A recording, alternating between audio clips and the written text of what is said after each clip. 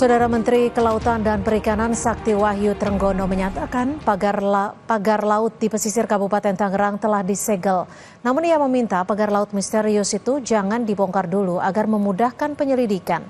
Menteri KKP mengaku mendapat informasi bahwa TNI Angkatan Laut mulai mencabut pagar laut tersebut. Namun menurutnya pagar bambu itu seharusnya bisa dijadikan bukti untuk menjerat hukum pelaku yang memasang pagar. Saat ini Kementerian Kelautan dan Perikanan sedang menyelidiki pemasangan pagar bambu sepanjang 30 km dengan memanggil sejumlah nelayan yang diduga terlibat.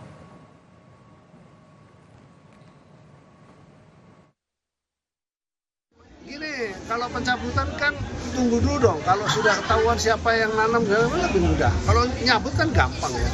Tapi kan nyabut juga seperti kemarin misalnya saya mendengar berita ada pembongkaran oleh institusi Angkatan Laut misalnya seperti itu.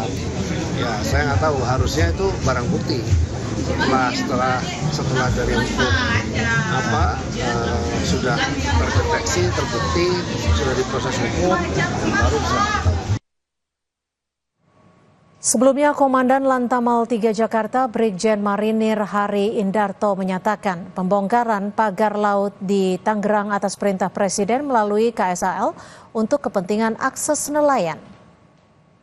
Dari sini atas perintah dari Presiden Republik Indonesia melalui Kepala Staf Angkatan Laut ya untuk membuka akses terutamanya ya bagi para nelayan yang akan melaut. Kemudian material-material yang akan kita gunakan selama cuaca masih memungkinkan untuk mempermudah sebenarnya kita bisa memakai takbut. Tapi dari hasil survei yang kita laksanakan ya selama kedalaman kurang dari 3 meter takbut itu tidak bisa kita laksanakan.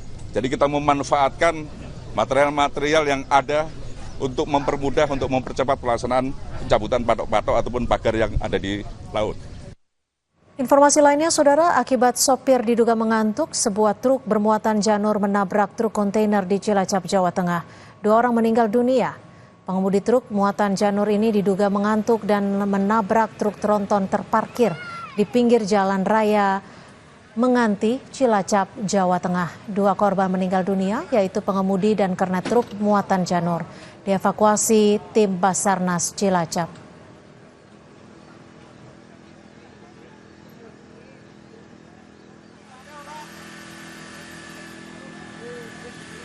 Dan Saudara, informasi tadi juga menjadi penutup perjumpaan kita di Kompas Petang hari ini. Terima kasih atas kebersamaan Anda. Saya Cynthia Rompas.